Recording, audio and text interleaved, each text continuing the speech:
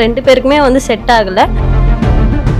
யாருக்கும் நீ ப்ரூஃப் பண்ணணும்னு அவசியம் இல்லை. எனக்கு தெரியும் நான் எப்படி இருந்தேன், எப்படி ஆச்சு அப்படி சொல்லிட்டு. ஸோ அதனால எதை பற்றியும் வந்து எக்ஸ்ப்ளோர் பண்ணவோ இல்லை அதை எக்ஸ்பிளைன் பண்ணவோ எனக்கு வந்து சத்தம் இல்லை. அதே மாதிரி அப்பா சொன்ன மாதிரி இந்த காதில் வாங்கி இந்த காதில் விட்டாச்சு. உங்களோட ஒரு போஸ்ட்டுக்கு அப்புறம் நிறைய வெளியில பேசப்பட்டது. இது எது உண்மை எது பொய்னே தெரியல. would you like to clarify? It's okay. இல்லனா it's fine.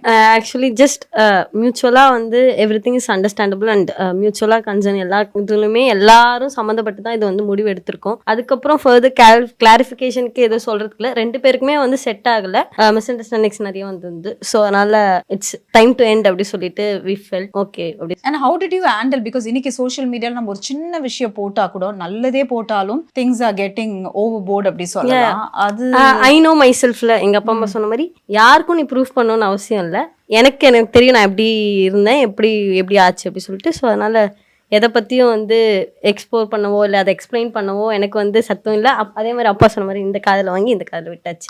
என்னோட லைஃப்பை நான் வந்து கெரியரை பார்த்துட்டு மூவ் பண்ணிட்டு போயிடலாம் அப்படி சொல்லி. கெரியர்னா அப்ப என்ன ஏதாவது ஸ்டார்ட் ஆயிருக்கா? நீங்க பாப்பீங்க. Yeah for sure.